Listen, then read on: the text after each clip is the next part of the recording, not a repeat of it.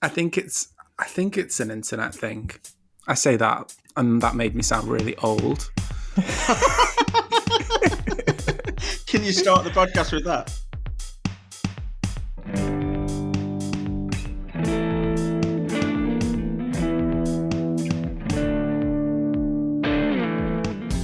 Okay, hello listeners, welcome to episode 49 of the Picky Bastards podcast, and it is our annual Albums of the Year episode where we'll be talking about some of our albums of the year and those chosen by other much more famous publications than our own.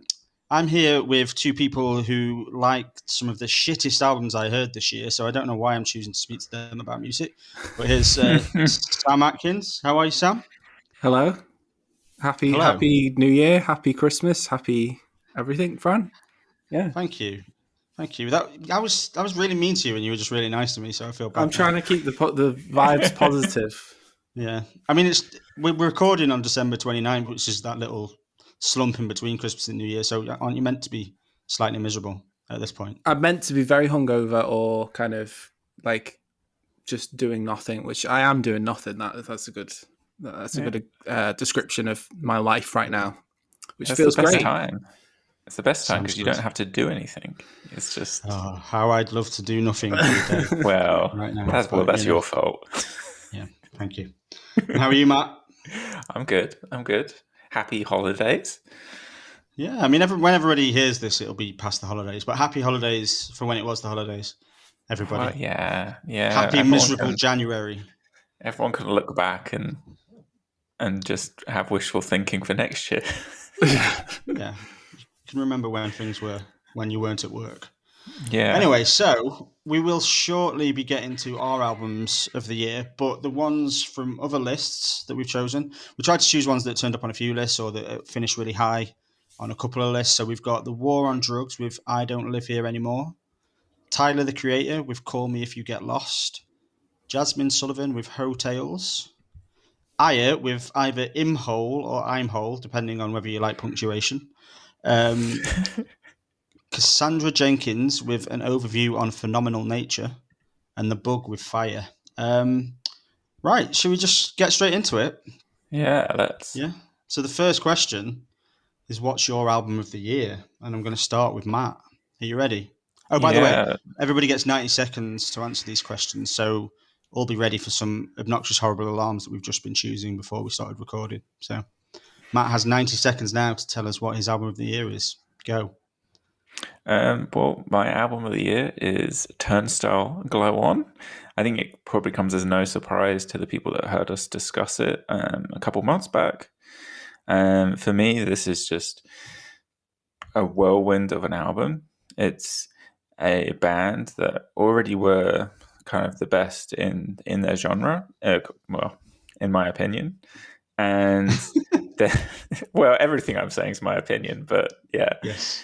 They're really taking the step forward. They're adding in lots of new sounds, lots of new interesting genres, and they really make it work. They keep this kind of hardcore backbone, but then add all these different flourishes where they like have all these different like jams and new rhythms, and aren't afraid to go harder or much softer with the music, whatever feels right in that moment.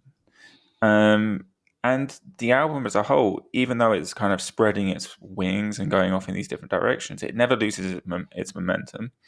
It stays interesting throughout. And one thing we didn't talk about last time is actually one of my favorite songs on the album is actually right at the end and isn't really a hardcore track at all. And it's No Surprise. And it's just this really... I'm afraid you're not going to get to talk about it this time either. I get to mention it. Should we let... You can finish that point. Listen to it.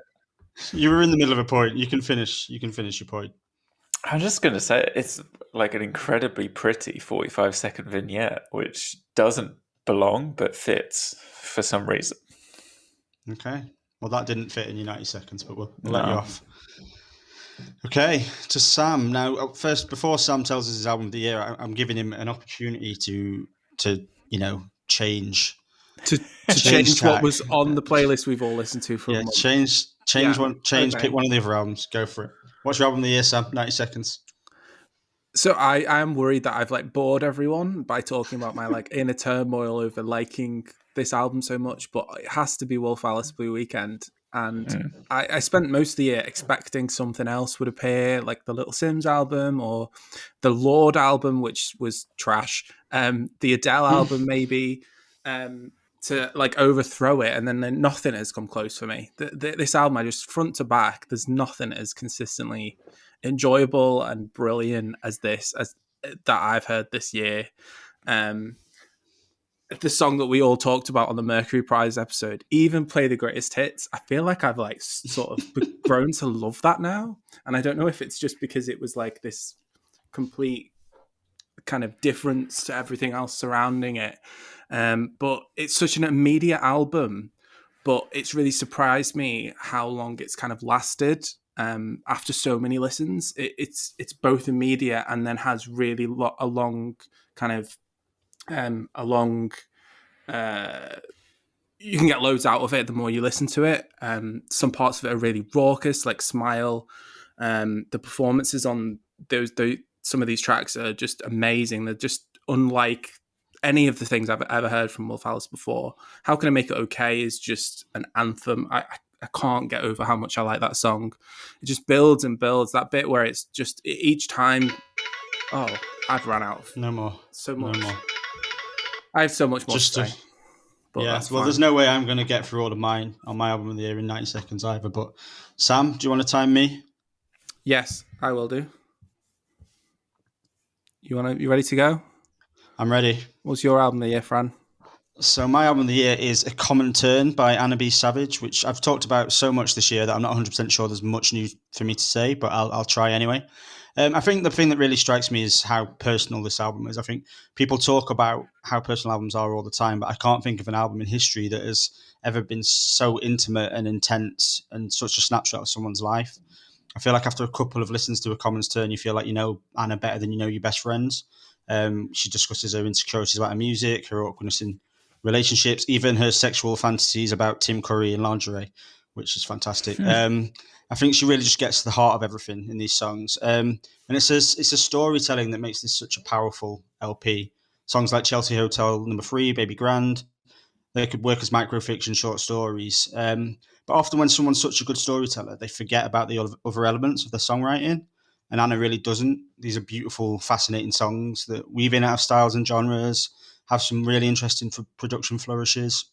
So she'll have you sort of think you listen to a folk song, and then there'll be a real electronic pulse throughout it, or something will ramp up on the chorus, or there'll be some really aggressive guitars halfway through a quiet, almost spoken word song.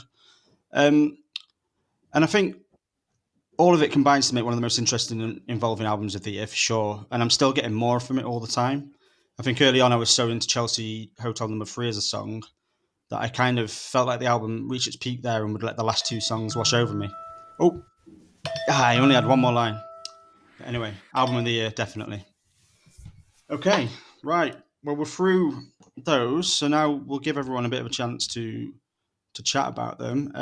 As Anna is the one that hasn't featured on the podcast before, do either of you want to talk about Anna now, or are they going to come to any of your later questions? I can talk about Anna now. Go for it, Sam. The first thing I wrote is just, this is such a Fran album. It's absurd. It's just so you, and it's like you hear it and you go, this is exactly a Fran album of the year. Yeah, I'm not going to argue with that. That's not a bad thing. And I definitely like it. I think it's probably, of all of the ones on the list that I didn't know that well, it's the most conflicted I've been. Part of me is like, this is incredible. I get exactly where you're coming from. And then there's something else that just feels a little bit missing for me. I don't know what it is. I think her voice is instantly really interesting and exciting. She kind of reminds me with this kind of operatic way of singing of like Anoni or even in the theatricality of it. Like it feels kind of Kate Bush-ish, the kind of way that the album is constructed and the way she performs with it. And I feel like you're probably going to say yes. I feel like on stage this comes like alive. Like she's probably such a dynamic performer. Yeah, definitely. That's what you get from this. I I wrote down Baby Grand as well, and two, they feel like the centerpiece of the album, and both kind of show off the same kind of thing, but done with completely different like instrumentation. One with like an acoustic guitar sound, and the second with like glitchy electronic sounds. I think the thing for me, the main issue I found is that listening through the album, I would get like a couple of it every single one of the songs seems to take like a minute to really kick in for me. And it felt like the first minute of every song ended up sounding kind of similar to the last one. And I would find it hard to kind of distinguish between them until it would reach that next bit. And I think that kind of just stopped me from fully committing and engaging to the whole experience.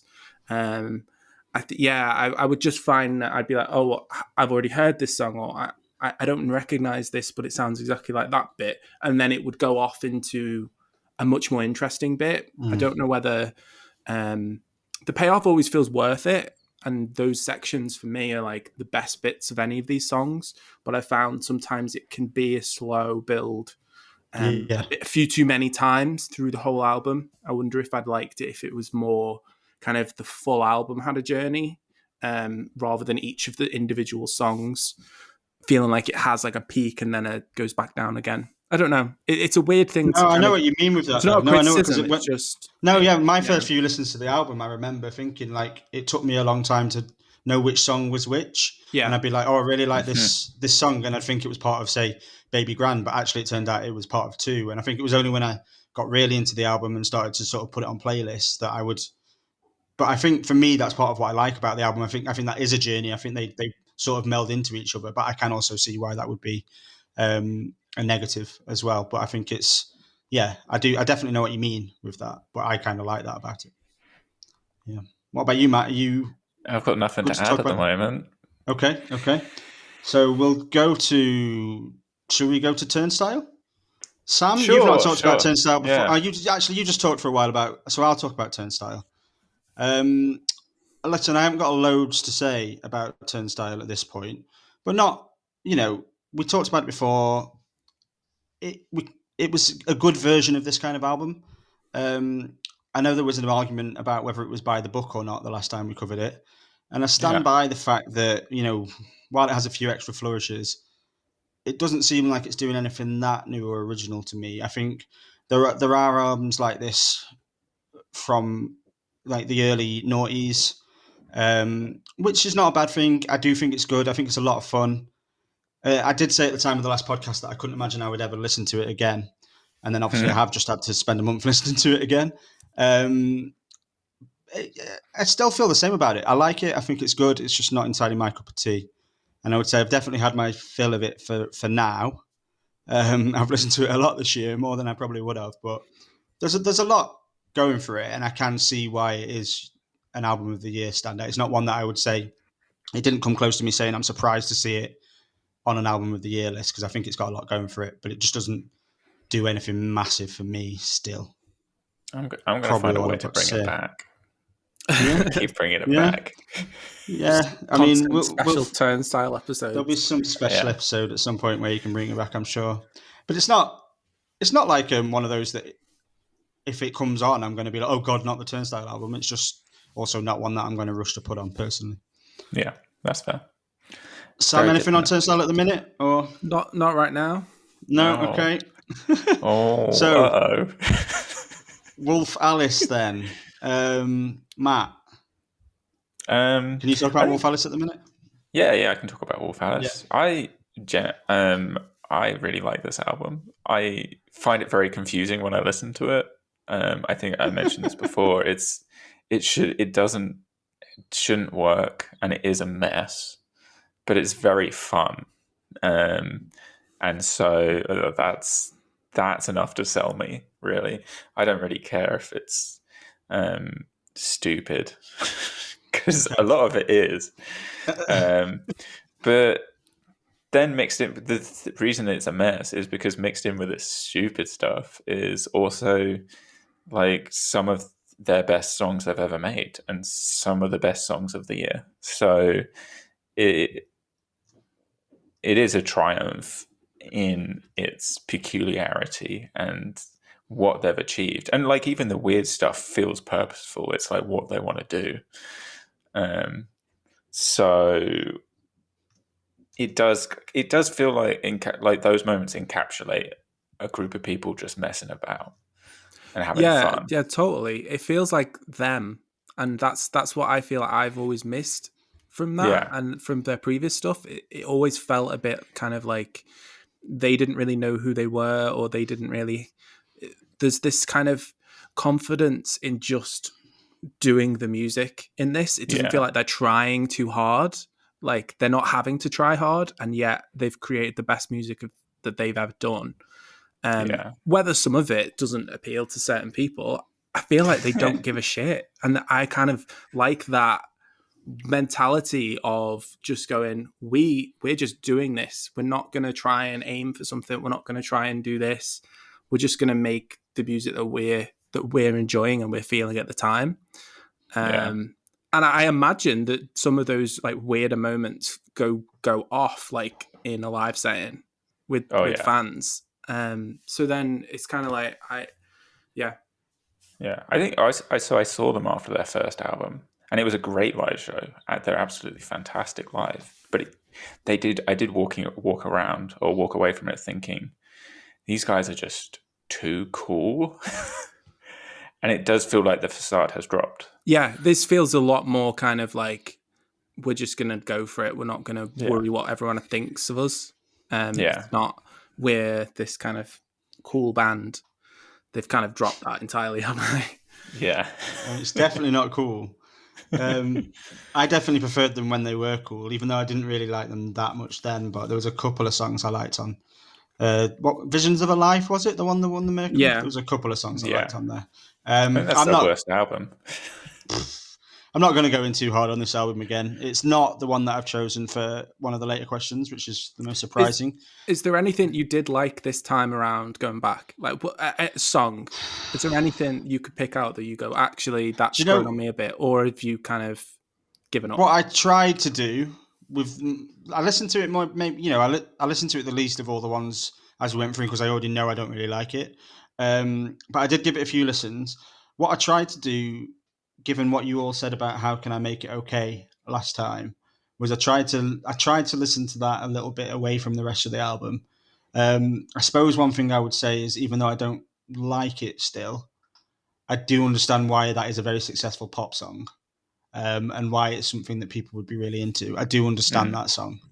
I still don't like it. But the opposite, there were a couple of songs that annoyed me even more this time. Delicious Things is just fucking stupid, isn't it? That song is so good. I love that song. The whole "A Girl Like Me, Can You Believe I'm in Los Angeles" is probably the stupidest lyrics I remember. It's like, of course we believe you're in Los Angeles. You're exactly the type of person who would be in Los Angeles. And planes fly directly there. It's not like it's a big shock to be in. It's not like you're in the jungle. So I don't understand that song. And Safe from Heartbreak started to really do my head in. It sounds like a Hallmark card. It's a jingle in a card. But there you go. That's all I'm going to say. It's not... Well, is it my least favourite album on this list? It might still be my least favourite album on the list, but there is something that wound me up more. There we go. This time. Let's leave it at that. We'll find us over. It doesn't surprise me that even their best stuff you're not into, because it apes on a genre which I know, and like bands that I know you don't like anyway. So. Well, I remember the argument during the podcast, the Mercury podcast, about what I really tried to get my head around is, you guys talking about them being the best version of a certain type of music, and so many bands would want to release an album like this, and you were so insistent with me about that, and I still can't get my head around what the bands are that would want to sound like that, and who they are, because I don't know. I just think it's a type of music that I've had to push away from, just because I'm not into it, but I can't think who it is that wants to be like Wolf Alice. We can get into that later. Yeah, I think we'd need a whole hour and a half to do that. But okay, so next question. We're going to start with Sam for question 2. And the question is, which album felt most relevant to 2021 for you? Sam, are you ready? Yeah, I'm ready. Yeah, go. So I've picked Jazmine Sullivan Hotels. I feel like it was a year full of like people releasing things that it was like, this isn't an album. It's definitely not an album. It's an EP. It's a mini album. It's a project. And it's kind of funny that like one of the year's most cohesive albums is one of those things where she kept saying it wasn't an album. And I'm like, this is definitely an album. And it's definitely a full body of work. I absolutely love it. I think the concept is great. I think the format of the album where there's kind of these little storylines from different people that she knows and some artists that appear on other songs. And then there's a song about that. It gives context to these songs that I feel like you often don't get in these kind of R&B albums where they can all seem, they're all just about love or they're all just about a relationship, but it's very specific. There's a song about losing someone and you being the one who breaks it up. There's a song about you having to make up for the deficiencies of your other partner. Like, Pick Up Your Feelings is outstanding. I love that. And Jazmine sounds incredible on that. The runs that she's doing, I know there's some people who don't like that sort of singing, but she's just in complete control of her voice and her talent. It's also dirty as hell, this album. And there's some the filthiest lyrics this side of WAP. And the song with Ari Lennox, Sit On It. I mean, that kind of just says it all. Yeah, you've said it all. I don't know if any of us are going to get through a whole... we've not once have we beaten the 90-second alarm yet, which is not normal for these episodes. We'll get there. It takes a little training. Maybe I'll get it this time. Sam, are you going to time me? Yes, I can. Yeah. You ready? What's your most relevant to 2021 album? So I have picked the Cassandra Jenkins album, An Overview on Phenomenal Nature, for this one. But it's more about my personal experience of 2021 than any like universal 2021-ness that the album has. There's a few years it speaks to, few reasons it speaks to my year on a personal level. But one of the main ones is that it feels like an album that's largely about navigating feelings of change and finding a way to cope with change. So, as most people who listen know, I had a daughter in 2021, so I can totally appreciate the feeling of finding ways to cope with change. So that really resonated with me. I think that feeling is particularly present in songs like New Bikini, Ambiguous Norway, and Haley. But something else that stood out to me is that the whole album seems to be structured to represent a kind of search for some peace and escape. In Crosshairs, my favourite song on the album, there's a line that says something like, "An empty space is my escape, it rolls through me like a river." And that just really spoke to me as well, because I think, without trying to sound too negative about becoming a father during a pandemic while working still, this was a year when I really learned to appreciate finding small moments of empty space. So that spoke to me. And I think there's something that really advocates for that in the structure of the album as well. I feel like there's 6 songs about sort of facing struggles and obstacles, and then it ends with this really peaceful instrumental, as if that empty space and that peace has been found at the end of the album. And then a lot of it's about finding nature, and I spent a lot of this year just walking around in the woods and the parks near me, and that was something that, again, was really relevant to my year. So yeah, that's it. I nearly made it to the end. Close. Yeah, nearly made it. Okay, so give me 1 second to get my timer ready. Matt, what's most relevant to 2021 for you? That was Anna B. Savage with A Common Turn. Interesting. And so I picked this because I really, really like this album, which Fran will be pleased to hear. Whoa, what's happening?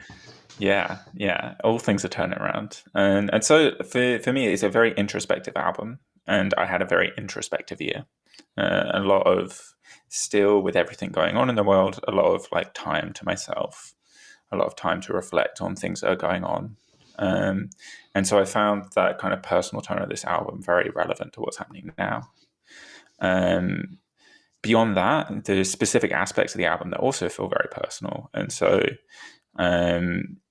the song Bed-Stuy really stuck to me because I used to live in Bed-Stuy.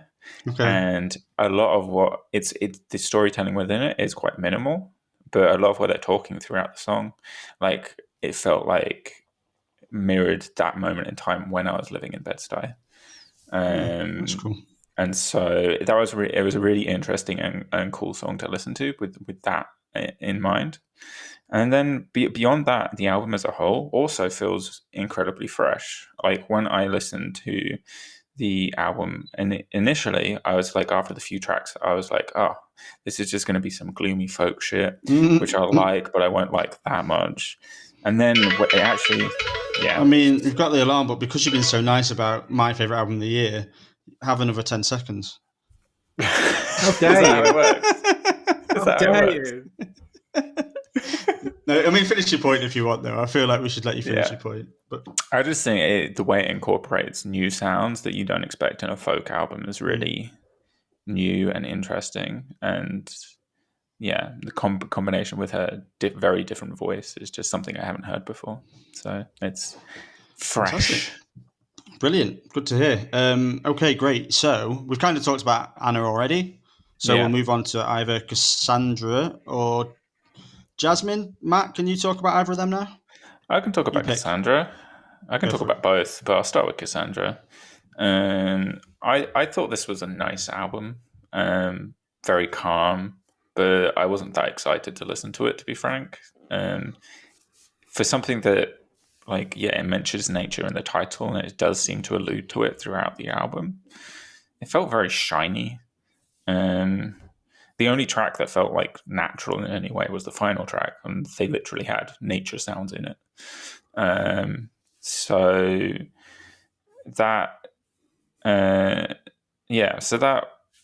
was more of an issue for me. I think there was one song which was a little bit different, which was the kind of spoken word song in the middle.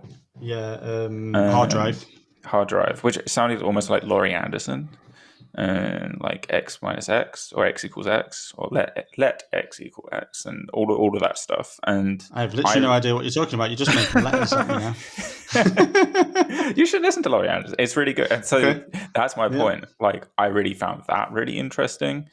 But when she's doing her regular songs, I was like, this is fine. But I don't know why we're talking about it now.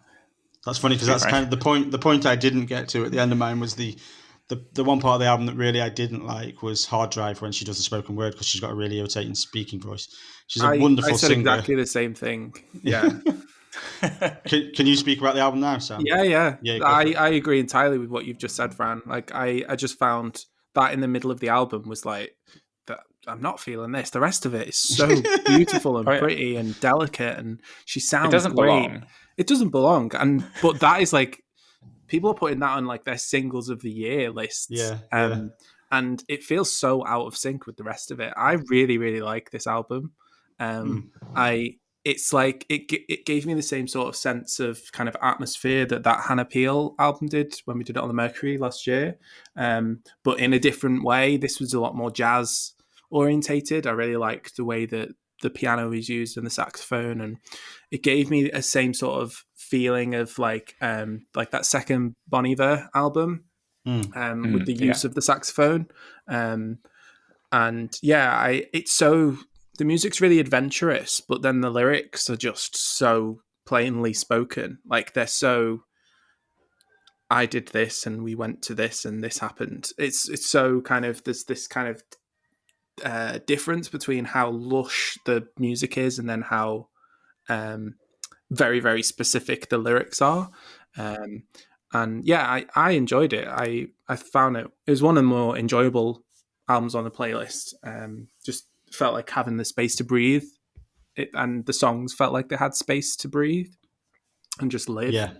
I quite liked it. Yeah, that was the big thing that I came away from it, I think. And it's interesting, I actually listened to it back when Tom, one of the other editors, first recommended it to us. And my first couple of listens, I was just like, this is a bit nothingy. But I've actually found over this month, Cassandra Jenkins was the album I played this morning while I was sort of making my breakfast and stuff. And I'm finding myself coming back to it more now than I ever have before. So I think maybe it's one that does take a while to sort of bed in. But there's some, I think it's a very good album.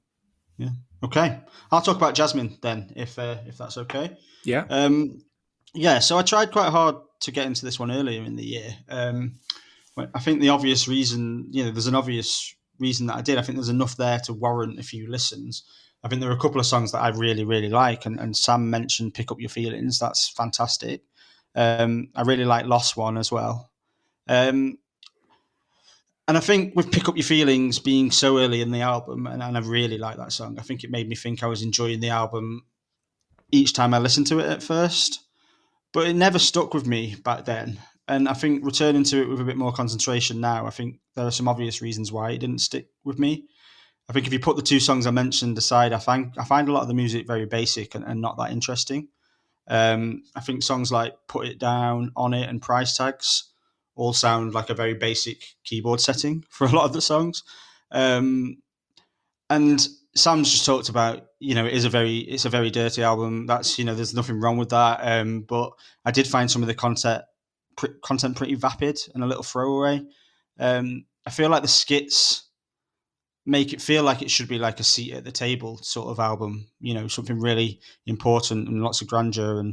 But a lot of the skits just talk about needing a rich man, and that's okay. Sing about whatever you want to sing about, but it doesn't hold a lot of interest for me personally. I also find it really hard to believe that anyone wants to write this many songs about dicks. Like, are dicks that interesting to write two whole songs about them? Surely you get that. That's the whole point of this record is that, well, it's not saying that this is an important statement that needs to be made. This is it's being brutally honest, and that those stories that those people are saying, that's what they think, and that is what people think. Whether that's what you think or not, it doesn't. And that's what I mean when I say it's fine, but it just doesn't interest me. Like, I'm not interested in what she's singing about or what they're speaking about particularly. So it doesn't connect. It doesn't draw me in, but that's okay. Like, it's not. I don't think it's a bad album, and that's not what I'm trying to say. And I'm not trying to say that what they're saying is not okay, but it just doesn't really interest me. So I think that's why I couldn't get into it, even though there was the makeup of some good stuff. But the other point for me, I suppose, is that I think she's good vocally, but actually my favourite vocal moment on the whole album is the final part of Anderson .Paak's verse, which kind of says something for me. But yeah, my last point that you just want to is listen to men and you don't want to listen to women. That's what you're saying, Fran. Yeah, that's why my album's by a woman. Yes, I just didn't like this album that much. But yeah, I'm just reading back from my notes. It does make it sound like I hate this album. I don't hate this album. I don't think it's unlistenable. I'm just a bit flummoxed by how and why it's so adored, why it's like Pitchfork's album of the year, why it's on as many lists as it is. It's kind of, for me, it's okay, but not that great. That's kind of where I landed. What about you, Matt? I really liked it. I think she has a great voice. I think her voice, like the richness of it, is perfect for this type of R&B. And I think it has lots of interesting features, but she doesn't get outshined by them, which I think is always a key thing when you get a bunch of like famous features to join you on an album. I think you mentioned the Tales, I think, and Seat at the Table. When we discussed Seat at the Table, for example, we actually, I believe, we talked about how we liked the interludes, but it got to the point they were disruptive. I felt like with this album, this is one of the first albums I've heard with this many interludes where I didn't actually find them that disruptive. I think it was Solange's second album. We said, not the second, but not, it was the one after. Yeah, you're right. When I Get Home, that was the one that we said that we had. Yeah, because the interludes on Seat at the Table are perfect, but on the last one we said they were a problem. Yeah, carry on. But the thing I found interesting about the interludes was their kind of consistency of them. I think that really helped. Like, they're roughly the same length. They're like pretty much every single track. You know when to expect them, and so it's part of the flow of the album, which isn't. I feel like for this kind of thing, I haven't really heard it structured in quite the same way before, even though it's maybe the most simplest way to structure an album with interludes like this. So I found that really helped stick the album together and stick to its messaging, which I agree with Sam. Like, it is the whole point. It is this very frank, I think quite mature, and not in the sense of like adult, like mature, not in the sense of like sex mature, but like mature as in adult. Like, did that clarify it? No, not really. No. You just said mature a lot of times. Yeah. Mature, not as in, yeah. Anyway, I think Let's you pretend kind we of know what get you it. mean. Responsible. Maybe I'm not mature enough for the album. Maybe that's what's wrong. Maybe I'm not mature enough for the album. Yeah, I think mature as in responsible, not as in mature as in this video has sex. It's weird that all I can think careful. about is cheddar now. All I'm thinking is mature cheddar. That's all I can think of. You said mature that many times, but yeah. But yeah, I think it's really nice, frank discussion of like sex and feminism, which is it's cool. Like people, I feel like I've heard albums like this that are more fun and playful. But like especially with the interludes, it's just very frank. Like this is because I think because of the range of ages, specifically in the interludes, it at least sounds like some of them people are much older, and I think that's interesting. Okay, yeah. Cool. All right, should we move on to the next question? Yep. Yeah, so I'm going to start this. Our next question is, what was your favourite discovery? Okay, I'll kick us off. Go for it, Fran. So this was an easy question for me. I was absolutely blown away by Fire, by The Bug. I think it's a heavy, incendiary, apocalyptic album that barely lets up on the power and aggression all the way through. I loved how it managed to blend like elements of our current society with a dystopian view of the near future to create a sort of claustrophobic, oppressive atmosphere. But I think what was really impressive was how it used its music to keep to those themes. I think the use of the bass and like the siren sounds, they make me think of like those huge parties you see on end of the world films like the Matrix sequels and Mad Max Fury Road. And I can really imagine this sort of soundtrack in a film like that in the future. And I thought that was really, really impressive, how it could sort of put me in that world. And we've covered a lot of these collaborative producer-led albums. I feel like we talk about this nearly every episode, like Lonely Guest, Everything Is Recorded, Tony Allen, all those sort of albums. But this is the first one for me that feels entirely cohesive and whole. Like I loved Everything Is Recorded, but this really feels like it all belongs together. And it's so much so that it's hard to separate out songs to highlight. They all sort of blend into this captivating story. There's a couple that, you know, maybe take you slightly out of the world, but they're still okay. I would have trimmed them. But if I had to pick out a few songs I really like, though, I would go with War, Vexed, Pressure, and Demon. But really, I just think it's such an impressive whole. I think it's an incredibly well-crafted album that really would have made my end of the year list. If I'd heard it sooner, it would have been quite high on that list, I think. 90 seconds perfectly. Nailed it. Wow. And I'll just say before we move on to the next person that I'm really shocked nobody picked that one for the most relevant to 2021. I kind of didn't pick it because I thought we would all pick it and I thought I'd do something different, but nobody picked it in the end, so never mind. So you're right for second guess. I know. Yeah. Don't rely on us, basically. Yeah, I won't rely on sensible answers from you, so. All right, Matt, what was your favourite discovery from the list? Go. It's me? Okay. Well, I think this might make you angry, but mine's going to be Aya with I'm Whole. Okay. I have a feeling that this is going to be the most hated album from you guys, besides maybe Turnstile and Wolf Alice. But I really enjoyed this quite a lot. I thought it was weird, jarring and arrhythmic throughout, and it made it super intense and disorienting to listen to. But I have really enjoyed that as a counterweight to a lot of what else is going on this playlist, and also what's going on at this time of year with just Christmas music and all of that everywhere. This is like the antithesis of that, and it's just a challenge of an album. I really like the vocals. It's super glitchy and creepy. And I think my favorite song is What If I Fell Asleep and Slip Under. I really like how the voice modulation like drifts in and out. And it's like sometimes it's like the real voice, sometimes it's something completely bizarre, and the way they use it as an instrument. And I think that matches what's going on in the rest of the album. Just generally, the whole thing is slippery. It's always changing. Every time I listen, it feels different. And so that's really why I liked it.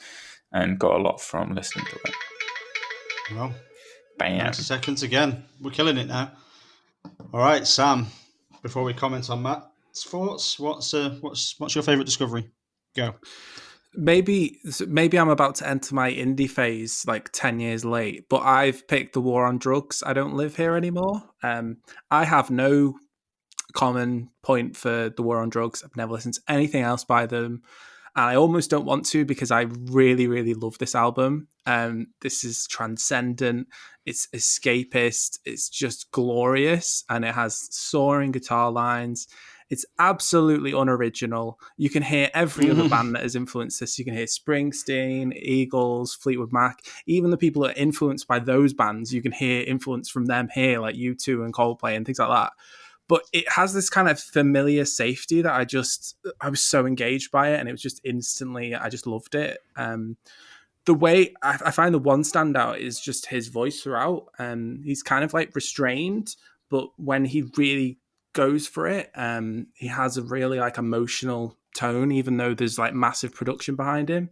I feel like there's so many bands that are trying to capture those ones I mentioned earlier in that same stadium scale and energy, but then you hear those ones and then you hear this, and this is like hearing it with a full surround system versus hearing it on some tinny speakers. That's what this feels like to me. It's like such a step up from these other bands that I won't name because they're mostly shit. But I love I Don't Want to Wait. That's just stunning. And Harmonia's Dream, I've got to mention that as well. You're not allowed to tell us anymore. I'm not giving you 10 extra seconds. Matt's had his lot. All right, well, they were all ones that we hadn't spoken about before, so we can go. I'm just going to go on the order that they're in front of me on my screen now. So let's talk about Aya first. Sam, can you talk about Aya? No? I could talk about Aya. Yeah, our playlist begins with like arena ready, like indie music, and then ends with this, and it's like, what the hell is this podcast? Like, it's the sort of thing you have to check, like your headphones aren't broken when you listen to it. But I get everything you're saying, Matt, but I just didn't get I didn't get the same kind of enjoyment from going back to it. I picked out that What If I Should Fall Asleep and Slip Under as like, I really, really love that song, actually. I love the way the vocals are used, and like it's clearly one vocal, but it changes pitch so often. It sounds like a full band of people. I can't tell if it's real. Like most of this album, you're like, am I listening to a human? Is this a person or is this not a person? But then there's some really bad moments on this. That oob prosthesis that is a nightmare. That is surely the worst thing on this whole playlist. And then Still I Taste the Air. There's this like the way that they deliver the vocals. It's like, are you? I can't understand it. No one would ever perform that and go, this is it. This is the take we need for the album. Like, it's so painful to listen to that. And I feel like that's why I found it a real struggle. There's some bits that I really enjoyed. It reminds me of like Arca, that kind of thing of where it's all a bit wild and that's the point, and it's very hard to get into. And it moves on to the next thing before you've even comprehended what you've just heard on the previous one. But it was the sort of thing that I would leave on, and then I'd walk out of the room, I'd walk back in and think, what the hell is this? What is going on? And so I get it as a unique experience. It's not really one I want to go back to. I'm surprised you picked it as your favorite thing, though. It's favorite discovery. Favorite discovery. I'm surprised. Yeah. Well, we'll discuss the other ones. If it helps, it was in the running for my favorite discovery. Wow. It didn't quite make it, but I liked it from listen one. I think it's an odd little album that doesn't make an awful lot of sense, but I kind of really get a kick out of the chaos.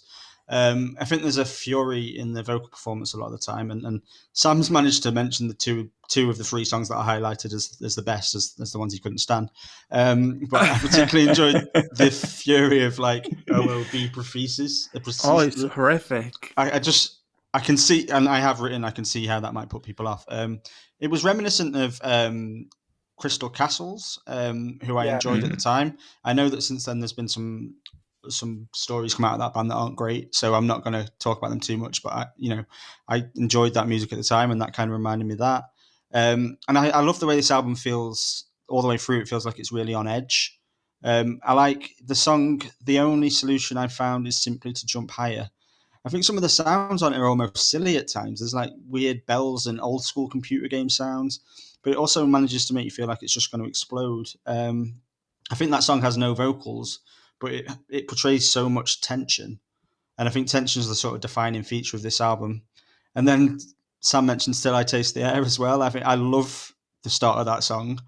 I think it feels like a horror film about somebody totally losing their mind. It feels really intense, and yeah, I love it. I think there's one song, Emily Lights Us More. I think that's probably the obvious standout. I would have thought one that maybe a song that someone who hates the rest of this album might like, because it doesn't feel quite the same. But I think the song feels like this like gradual unraveling throughout. It's like the whole album feels like it's representing madness to me. And I think, if I was going to get a taster of this album, I'd just listen to that one.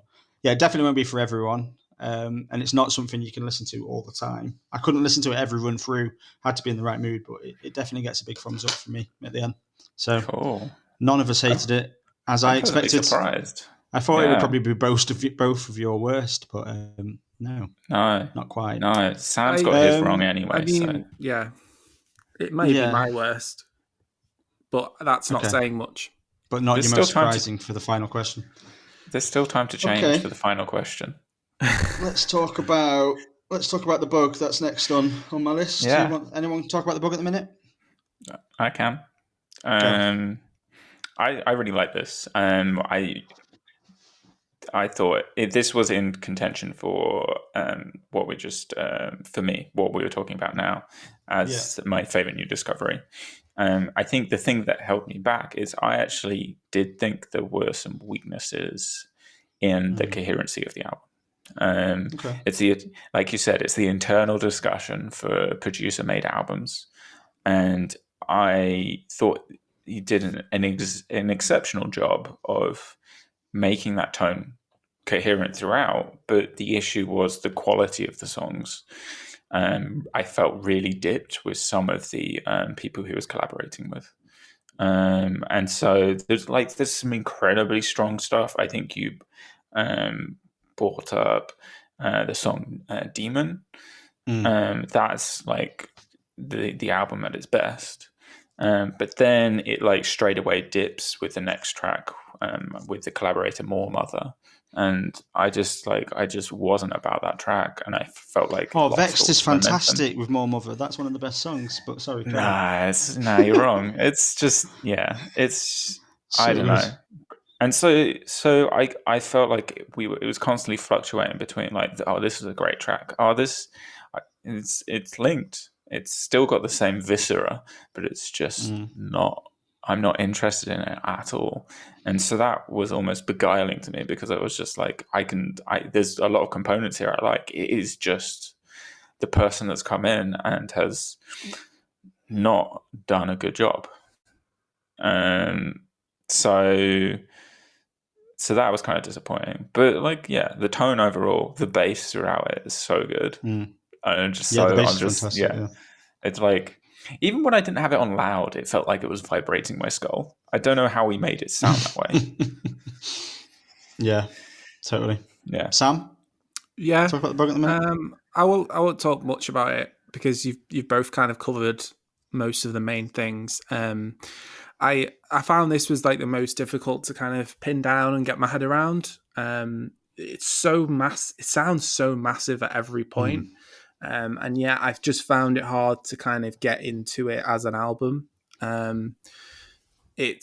You mentioned it sounded like a movie soundtrack, and that is exactly what, like the backing and that bass and that kind of those sirens and the swells of brass. It feels like a Christopher Nolan thing, like Tenet. If you think about like those, there should be like destruction and things happening as we're hearing this, which I just found it hard to get with what the rest of the album was trying to say.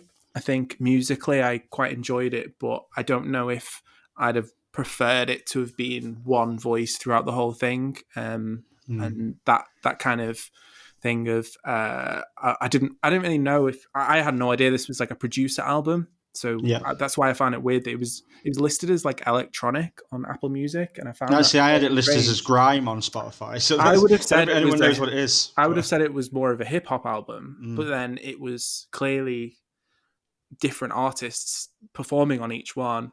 So I just found it hard to kind of get into, and I get why people would like this, but I don't know why.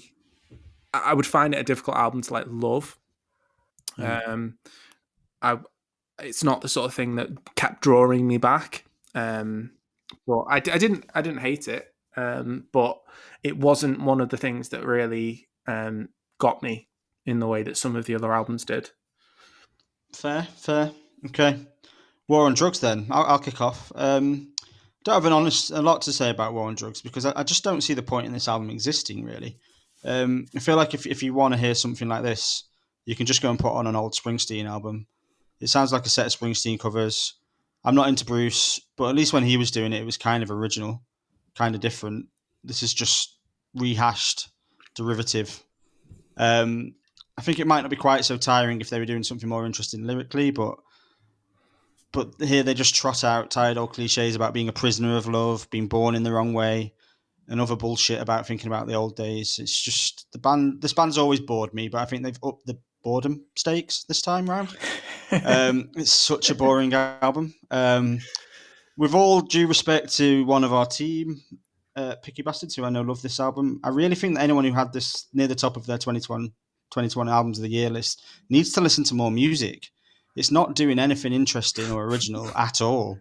But the one good thing about it is that every time we do one of these album of the year episodes, we have to have one boring white man band featured.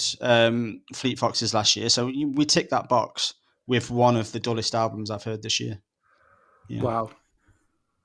This has gone into my top 10 albums of the year, because we did it on there. Wow. I would have never heard it without this podcast. And I listened to two of the most boring albums I heard this year on your top 10 then. Wow. Matt, can you talk about I'm not going to talk about it yet. No? Okay. I knew you two would hate this. It's awful. But I don't care. I'm fully in it. I don't care. Fair enough, though. That's okay. For you. I'm living my best kind of dad rock life right now. I'm not going to take that away from you. Into 30s by becoming a dad rocker. That's what you're going to get from now on this podcast. We started the playlist off with Wolf Alice and War on Drugs, and I was just like, 2021 has been the shittest year for music. But then it got better for the rest of the playlist. So anyway, right, final question, and we're starting with Matt. Which album were you most surprised to find on an album of the year list? I wonder what this could be. Go, Matt. It's the War on Drugs. So I always thought about these guys as like they're Tame Impala light. They made some interesting indie rock, maybe. Like it's easy. I suggested this band quite early on to my dad, and he loves them. And so that like knowing his taste, it fits. And it isn't necessarily condoning them as a band, I would say. But based on all the reviews and like Tom, who is the reviewer who really liked this band, based on what he was saying, I was very excited to give this a listen to. But I would agree that they've changed. They sound a little newer, but that new thing is they're wearing an old man's skin. This is just full 80s soft rock. And you guys have picked out some, like, I'd say critically acclaimed bands from that genre and time. But I would lead more towards this side of that genre, which I don't like, which is this is more like Phil Collins and Mark Knopfler than it is Fleetwood Mac. This is more like this is American charting top of the pops kind of stuff than it is the stuff that would like in those days win like a Mercury or something. Well, yeah. There we go. War on drugs. All right, we're going to Sam next. Yes, and also, have you seen the album cover? Just while we're here. Is it just... I imagine it's just, generic white man indie rock. Well, it's white space, and then it's a man with his head out of the photo wearing a flannel shirt. And it's just, that's this album, isn't it? This album is a man in a flannel shirt with no facial expression. Okay. Anyway, Sam, I apologise. Over to you for your most surprising find on an album of the year list. Go. Yeah, so I mistook what this question was. I thought it was specifically 2021. So I've picked Turnstile Glow On, even though I actually quite like it. But I'm just surprised because there's no way this album was released this year. You're joking, aren't you? I didn't listen to it at the time when you did it on the podcast, but this is from the early 2000s. It has to be. This is Blink-182, Sum 41, like pop punk. Is this the Tony Hawk soundtrack? Because I like it, but there's no way this is new music. It's like it. One thing I like is how diverse it all is. They could quite easily be like a homogenous kind of punk mess for me, but I think it's the pop influence on it that they clearly know their way around a hook. They like hooky songs. Like Don't Play has that weird salsa moment, which is amazing. I love that, and it doesn't jar. Underwater Boy gave me like Paramore vibes. It feels like the sort of thing that band may have made had they pivoted more into the harder rock than the pop. And then the nearest thing I can think of to this was like Japanese rock music. That's like the sort that's like in the background of like an anime. It like a battle theme, and it's like, this is not an album from this year. It can't be. I don't believe that this is a thing from this year, that someone made this and it is new music in 2021. That's why it's the most surprising thing on this list. Yeah. I mean, we've already spoken about Turnstile, so before I answer this question, I'm going to just go to Sam a bit more, because first of all, you didn't hate a Shouty Man. I don't think it's shouty. I don't think it's because he sings. He's singing. He's not shouting. All of the albums that are Shouty Man music that you say, no, they're shouting. They always sing as well. This has loads of like diverse stuff. I think it's because it's so poppy, and I know that all of the really serious face critics that love this album don't want to admit that that's why. But it's catchy as hell. This album. It's not. This isn't like those other ones that we've been talking about, where we're trying to be. We're a serious kind of, we're very kind of cool band here. They're going for it on this. And I feel like that's why it works. And I can see that's why Matt loves it. But they're not angry. No, and they're not angry the entire time. Which makes me go, this is a joy. I liked it. I liked it more than loads of other stuff on this playlist. That's cool. My other interesting question for you as well, though, Sam, is when you're talking about this not sounding like an album from this year, when you've just been praising The War on Drugs from 1971. I know. But I really liked that one, so I couldn't pick that. But this is directly, if this was released then, like, you wouldn't bat an eyelid. This is Blink-182 era, surely. I agree. I disagree quite heartily, but I respect your opinion. I think have you listened to Blink-182 recently? Because it's a lot simpler than this. There's a lot less going on. I'm not saying that this is the same as, like, this is a much better version of those things. And had this been out then, I imagine this would have been like seen as the critical version of that, so much better. I'm not saying that. It's definitely better than those things, but it sounds like it's like a really good version of that type of music, isn't it? That's what I kept trying to get across. It's a really good album of that type of music, but it just depends if that type of music appeals to you. Okay. So, my answer to the question then, let's time. So usually I just pick the worst album as my answer to this question, but I haven't done that this time. I think there are 2 or 3 albums on this list that I like less than Tyler, the Creator's Call Me If You Get Lost. And maybe I wouldn't have been surprised to see it on a few lists. But at the time of writing, it seemed to be the second most popular album of the year, if you look at the aggregate of all the lists collected on the Album of the Year website. So this surprises the fuck out of me, because I honestly never find this album anything more than just okay. It doesn't really seem to do anything new or interesting, and just sounds like a run-of-the-mill hip-hop album. these sorts of albums have been around for years and have been done much better than this. And even this year, there's been better albums from the likes of Mick Jenkins and Wiki. I can't understand how this one is standing out to people. And I think that kind of ties into my experience of Tyler, the Creator in general. I think I find him quite boring. And most of my favourite moments on this album are features. There's the Lil Wayne feature on Hot Wind Blows. I mean, I'm not a major fan of Lil Wayne, but when he raps here, at least it brings some flow and cadence that's interesting. So yeah, I'd say none of the album's totally horrible, apart from maybe the 10-minute Plodophon, which is sweet. I Thought You Wanted to Dance. But there's nothing that makes me sit up and take notice. I just think it's a vastly overrated album by a pretty overrated artist, and I cannot understand why it's done so well this year. But that's me. You're like 15 seconds ahead. Wow. Speedy. Nailed it. Okay, so we have actually amazingly talked about all the albums. Usually when we do these, there's one or two to wrap up at the end. The only one that you guys haven't commented on yet is Tyler, the Creator. So who wants to talk about that first? Sam? I can jump in. Yeah. Go for it. Yeah, I kind of feel the same about him as you do. I've never really felt like he's so critically acclaimed, and yet I never feel like I get the same energy or performance or kind of consistency from him that I do from other people who sort of get credited as being too commercial. Like, I'm never going to talk about Tyler, the Creator in the same sentence as I'm going to talk about Jay-Z or even Lil Wayne in their influence in hip hop. And yet right now, Tyler is like one of the main ones. I feel like he's always split between that kind of soulful thing and then like fiery hip hop.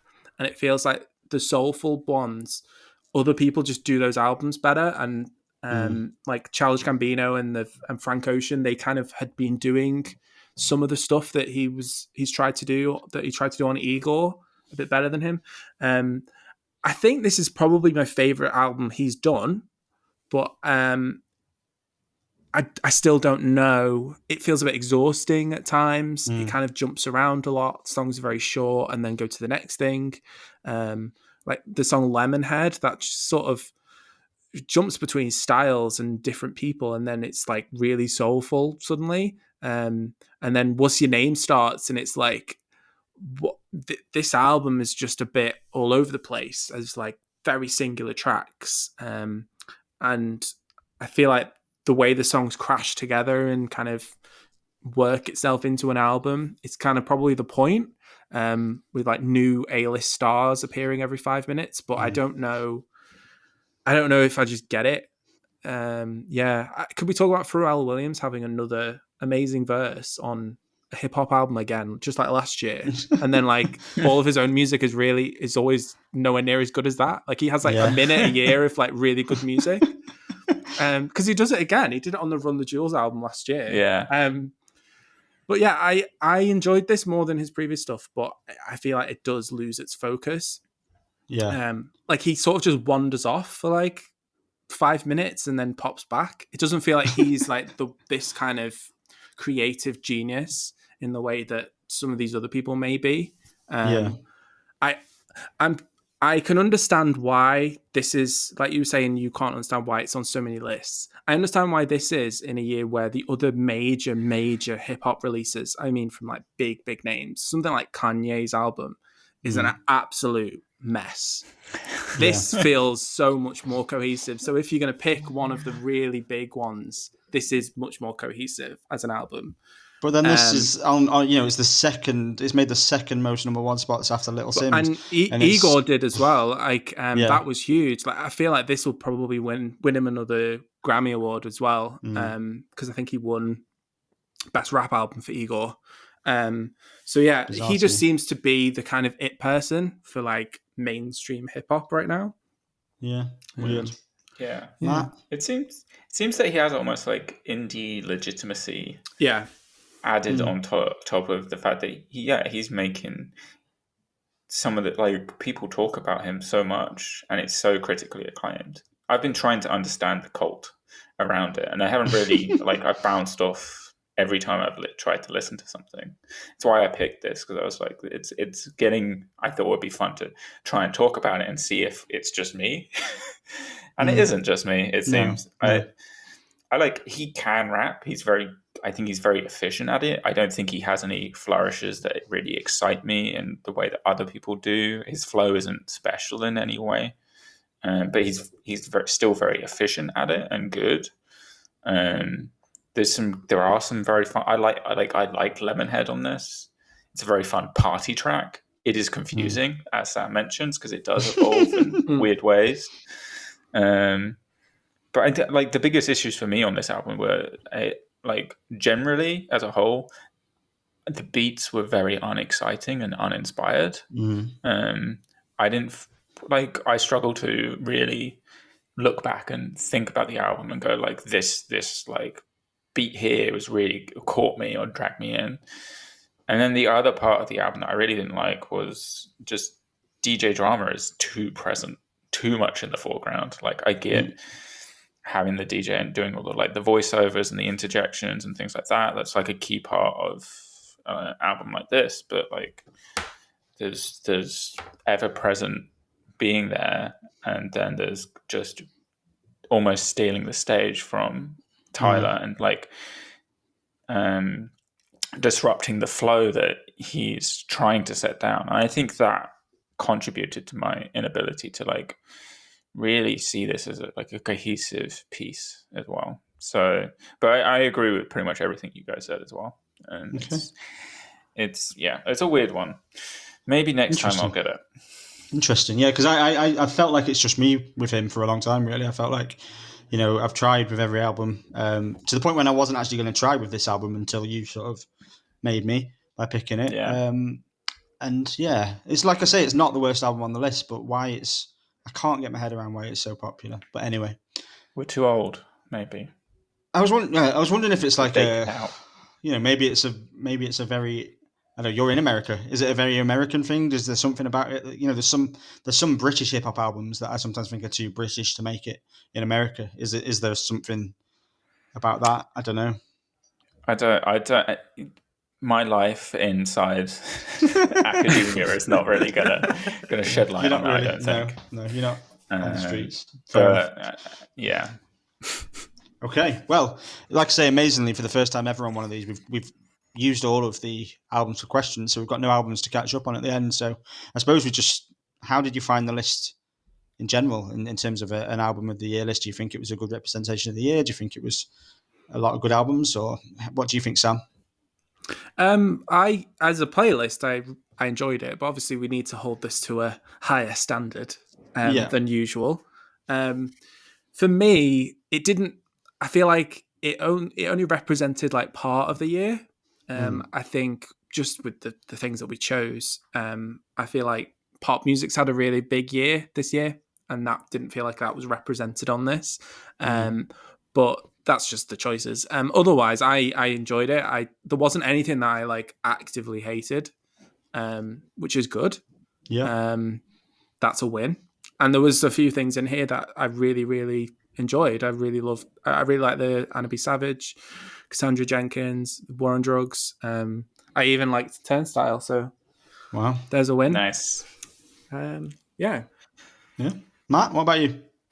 I am pretty ambivalent about this as an end of year list. But I like to echo some sentiments from James, another editor. I have not been really that enthralled by new music this year as a whole. Interesting. And so you're wrong, but I think we've had some incredibly strong years recently, and we've been spoiled. And for me, this is a correction. There are on this, I like a lot of it, but there's very little. This, to me, the tone feels like almost a regular episode with our favorites sprinkled in. You're going to see my top 3 in a second. It's very much driven by us and not by what's else is going on. I think that's a symptom. I personally think of all the sort of album of the year ones that we've done, it's one of the better ones actually, because I think usually there's a couple that I hate. And I know I've gone in on the War on Drugs, and I don't like Wolf Alice, but other than those two, everything else was decent. And then I think in the Bug and Cassandra Jenkins and Aya, they're all ones that may have made it into my top, the top 50 that I put together at the end of the year. So I think I think it was good. I think, it's better than an average episode, definitely. And I think compared to, I think in previous years, I remember last year not really liking any of the ones we picked. So yeah, I think it was a pretty good list, really. But there were a couple of stinkers, and Tyler the Creator makes no sense.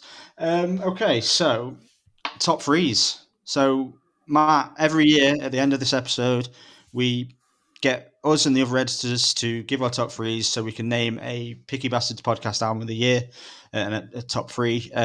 We've already had a list from two of the editors, Tom and James. Have you got them, Matt? They're on our WhatsApp. I can dig them up, but we should do them while I do the math.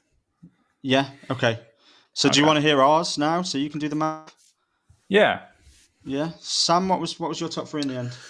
So my top three is Jazmine Sullivan at number 3, The War on Drugs at number 2, Wolf Alice at number 1. Fran's favourite triple threat. I mean, Hotels is the best of those three by a considerable margin. Okay, fair enough. Shall I go, Matt? Sure. Yeah, so I had... it was tough for me to decide the third position between Aya and Cassandra Jenkins, but actually this morning I decided it was Cassandra Jenkins at number 3. Number 2 was The Bug, and number 1 obviously was Anna B. Savage. Okay. I have a feeling I know what's going to be the top. You doing maths? So for number 3 for me was Wolf Alice. Number 2 was Anna B. Savage. What's happening here? Was Turnstile. Wow. So it was our picks. Amazing. It's all just our picks. Wow. Okay. Fair enough. Do we need to name Tom and James's? Or do we just... Yeah, when you they're just at the bottom of our WhatsApp chat. So okay. Give me 2 seconds, listeners. You can just be bored for a second while I just open this and say that... Okay, so Tom had War on Drugs at number 3, Cassandra Jenkins at number 2, and Jazmine Sullivan at number 1. And James had Wolf Alice at number 3, The Bug at number 2, and Anna B. Savage at number 1. I feel like I might be happy with our album of the year for the first time ever. It's looking at the scores now, it's really interesting. This is probably the most spread scores that we've maybe ever had. Okay. The only 2 without a score are Aya and Tyler the Creator. Okay, wow. Then we have Cassandra Jenkins, War on Drugs, and Turnstile, all with 3 points. Wow. Then we have Jazmine Sullivan and The Bug in 3rd place with 4 points. Then we have Wolf Alice in 2nd place. And that's with 5 points, and then with 8 points is Anna B. Savage at the top of the table. Blown away! I can't quite believe it. Actually, that's never happened before. I've never won this before. I feel like I should make an acceptance speech. You did. It's not your album. You didn't make it. But I picked it. I feel strangely proud. You have been talking about it and pushing it on us for a long period of time. Yeah, but you didn't listen to it until now. I'm glad we finally listened to it. Yeah. No, I'm glad that. Yeah, it's nice to hear that anyone got enjoyment out of an album I picked for once. It's rare. So top 3 was Jazmine Sullivan and what was even there? Yeah, top 3. So top was Anna B. Savage. 2nd was Wolf Alice, and 3rd was a Jazmine Sullivan The Bug combo. Tied. Amazing. Well, fantastic. Yeah, it's a good top 3 or 4. Yeah, apart from one of them. Let's move on. Amazing. Okay, so that's it. That's the Album of the Year podcast for 2021. Good list, good chat. I enjoyed that. So should we talk about what's coming next? Yeah. So amazingly, big day. Our next episode, amazingly, somehow we have got to 50 episodes. It's going to be our 50th episode. So we will be doing a special episode about the albums that we should have covered but didn't. So we've each picked 3 albums from the 5 years that the podcast has been on air that either we feel we want to introduce, that we think the others might like or might be interested in, and some that we think were quite big or had a lot of praise but we never really talked about. So we've picked 3 each. I've picked Barty Strange with Live Forever, Cardi B with Invasion of Privacy, and Ibaye with Ash. What about you, Sam? I've picked Carolyn Polachek with Pang, Rosalia with El Maquera. My Spanish is terrible. Hey. And Jay-Z with 444. Cool. Wow. And to round it out, I have Nilofer Yanya with Miss Universe, Ibio Sound Machine with Doko Mien, and Lizzo with 'Cause I Love You. Brilliant. Before the next episode, can you learn to say Ibibio, please, Matt? Ibibio, is that it? You've been typing EBO, you've been saying EBO. Just, I wrote it down wrong in my notes. Okay, well, one last time, I just want to say that A Common Turn by Annabelle Savage is the album of the year. It's official. Yeah. And other than that, we'll see you all next episode. Thank you. Take care. Happy Christmas. Bye. Bye.